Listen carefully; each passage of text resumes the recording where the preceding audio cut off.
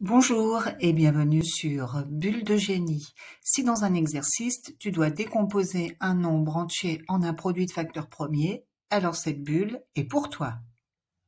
Dans l'exemple que je te propose, tu vas décomposer 60 en un produit de facteurs premiers et tu vas devoir te servir de tes talents de jardinier.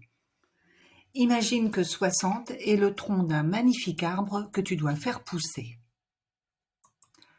Tu fais surgir les premières branches de ton arbre en exprimant 60 comme le produit de deux nombres entiers. Bien sûr, il y a une ribambelle de possibilités. 60 égale 6 fois 10, 60 égale 4 fois 15. Ici, on va partir de 60 égale 3 fois 20. Tu entoures 3 car c'est un nombre premier.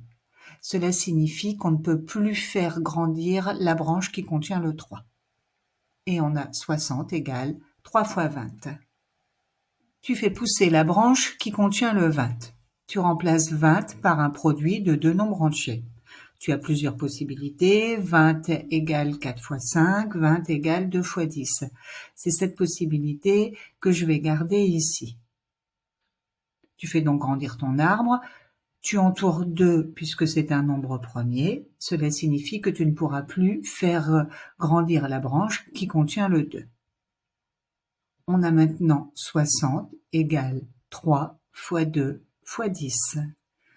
Tu fais pousser la branche qui contient le 10. Tu remplaces 10 par un produit de deux nombres entiers. Ici, il n'y a qu'une possibilité. 10 égale 2 fois 5. Je te rappelle qu'on a interdiction de mettre un 1 dans notre arbre magique. On entoure 2 et 5 qui sont des nombres premiers. Cela signifie qu'on ne pourra plus faire grandir ces branches. Donc, tu as terminé ta décomposition en produit de facteurs premiers. On a 60 égale 3 fois 2 fois 2 fois 5. Si tu ne l'as pas encore fait, tu n'oublies pas d'écrire la décomposition de 60 en produit de facteurs premiers. Essaye de ranger tes facteurs premiers dans l'ordre croissant. Cela pourra t'aider pour certains exercices.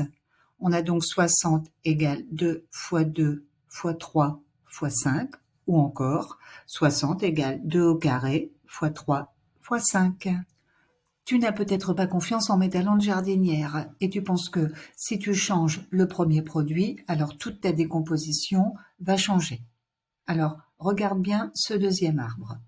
Ici, je suis partie de 60 égale 6 fois 10. Si ces 10 ne sont pas premiers, je peux donc faire grandir les branches. Je remplace maintenant 6 par 2 fois 3 et 10 par 2 fois 5. J'obtiens la décomposition suivante. 60 égale 2 fois 3 fois 2 fois 5. Une fois mes facteurs premiers rangés dans l'ordre croissant, j'obtiens la même décomposition que précédemment. Je te rappelle que dans ton cahier de leçons, on a mis la propriété suivante. La décomposition d'un nombre entier en produit de facteurs premiers est unique à l'ordre près. C'est bien ici ce qu'on a constaté aussi.